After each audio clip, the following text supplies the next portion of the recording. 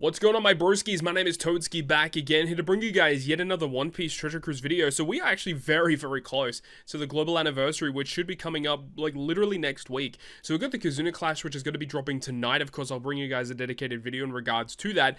But once the Kazuna Clash concludes, that's when the global anniversary or the worldwide version anniversary is going to be. For those of you who don't know, the global anniversary doesn't have Super Sugo Fest exclusives. Instead, they have anniversary exclusives. So characters such as this Blackbeard is going to be considered because he was the global anniversary last year. Characters like Jesus Burgess, characters like Katakuri and Big Mom, characters like Roger, Rayleigh Gaban, characters like, I don't even know at this point, like there's a bunch of them. Kinemon Denjiro, Ashura Doji, where he is, his strength unit. Where is he? This guy. Kinemon, Denjiro, Ashura, Doji, Dogstorm. The waifus are also going to be available as well, I believe. I believe a waifu should show up. This character will also be available. The 6+, I'm expecting them not to be available. It would be awesome if they were, but probably not.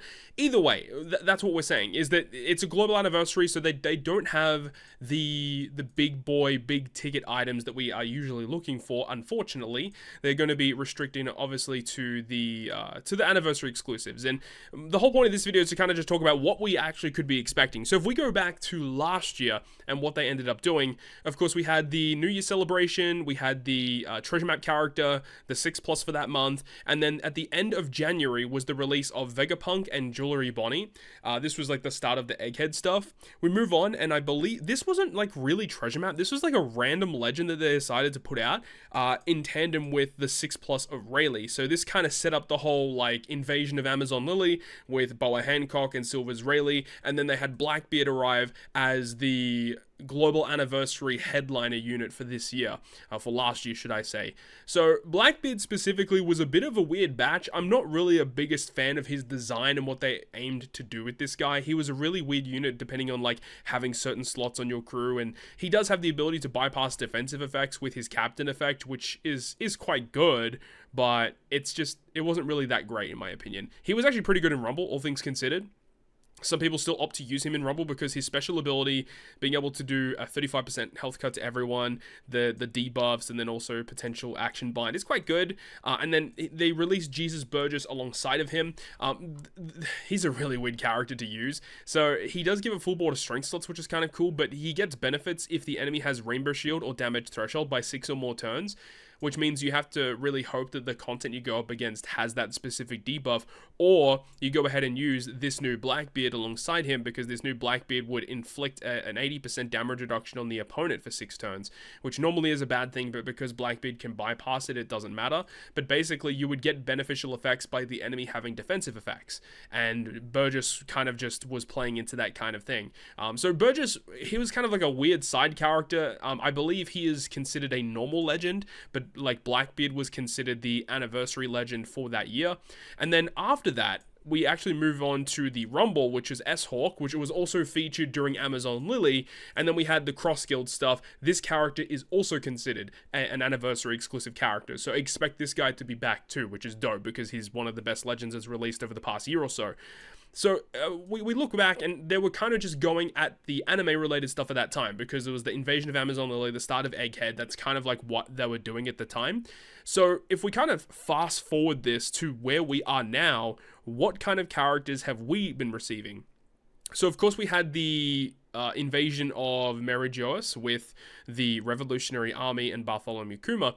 But then if we move on from that, we had the start, or the end of January, should I say, was the Usopp, Dr. Vegapunk, and then Nami and Sanji. So these were all Egghead-focused characters with the Straw Hats. Now we move on from that, we had the Rumble character, which was going to be Sentomaru, and the Vegapunks, not the Vegapunks, the Seraphim. The Seraphim here aren't actually classified as a part of the unit, but it's just Sentomaru, but the artwork does have the Seraphim in them. This character really not really all that great, but it's pretty decent in Rumble. I have given this character a try in Rumble. It's definitely not too bad. And then we move on. We have more cross guild related stuff with Buggy, as featured here as the treasure map character that just came by. And then we had Chopper and Robin, more Egghead Straw Hats.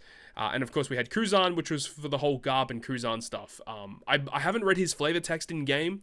I'm pretty sure that this guy's focused on the Garp and Cruzan stuff. Unless it might just be, I'm not 100% sure, but I'm pretty sure his outfit that he's wearing is, and he did like the pheasant thing against Garp as well. So I'm fully assuming that this is going to be from that fight, unless if it's not, and it's just a generic Cruzan from the Blackbeard Pirates. I'm not 100% sure. So at this point, it's like, what are we going to be expecting moving forward? So I feel like there are a couple of options. I really hope they don't go down the route of another Blackbeard character, because we just had it last year. We just had versus Blackbeard at the end of last year, or like, you know, towards the second half of last year. I don't think it should be another Blackbeard support character. And the fact that we had Buggy here with Crocodile and Mihawk as rare recruits, I'm not expecting it to be more cross-guild related stuff. That probably doesn't make sense. The number one thing that makes the most sense from this point onwards is going to be more Egghead Straw Hats, which is not what people wanted to hear, but it looks to be kind of setting up to be the case.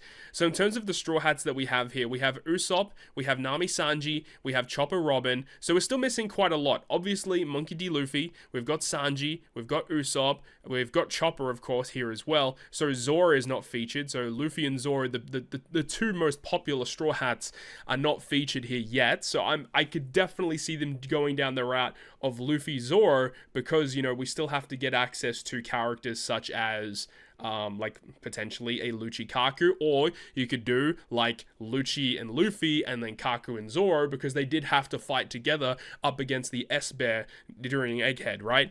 I believe the rare recruits during this time period as well, I gotta find them real quick.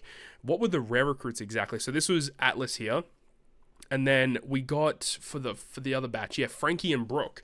So, yeah, I feel like at this point, the fact that we don't have Luffy Zoro, it just sets it up perfectly to be Luffy and Zoro.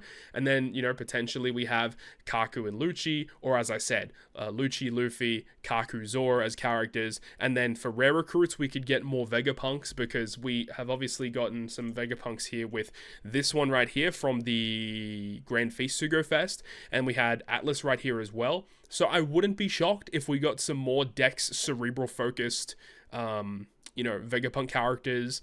That makes a ton of sense in my opinion. But I think that is like the number one thing that makes the most sense, because during this whole month, we've basically been getting a bunch of Egghead Straw Hats, and the only ones we don't have, being Luffy Zoro, would make perfect headliners for a massive celebration. I feel like it makes a ton of sense. We'll have to wait and see. Would love to hear your thoughts and opinions on it, because I think that is probably what it's going to be. However, the fact that we do have a Cruzan here for the 6+, is that hinting at the fact that maybe during the celebration we might get a new Monkey D. Garp or a Garp and Kobe character? That would also be pretty dope, considering the fact that when Galaxy Impact Garp first came out into the game, bruh, everyone was so disappointed at this guy. I mean, I really don't understand what they were thinking with this character's design. He just doesn't make sense. He's really clunky to use, and he's not very offensively focused, considering the moment of this guy debuting or just appearing on Pirate Island full lead, and his focused on end of turn healing. Like, what are we talking about here? This guy should be super offensively focused, and he's not. So yeah, this was kind of dumb. I really hated this guy's design. So I would love a rehash of this guy to give him the respect that he deserves. Are they going to do that? Maybe unlikely, but at the end of the day, because like last year we had the Blackbeard and Burgess release first, and then we had Cross Guild release after it, I wouldn't be shocked if we have like Lucci, Luffy, and then like Zoro, Kaku, and then after that maybe we get maybe another Seraphim legend, or a new Garp legend would be pretty cool, or a new Kobe legend, maybe not. There's a couple of different options at that point, but I feel like that makes the most sense either way. In terms of what we should be expecting is the headliner units for this celebration, it's most likely going to be Egghead Straw Hats, because it falls in line. But look, they've done crazier things before, where things set up to be one certain thing and then we don't end up getting that thing.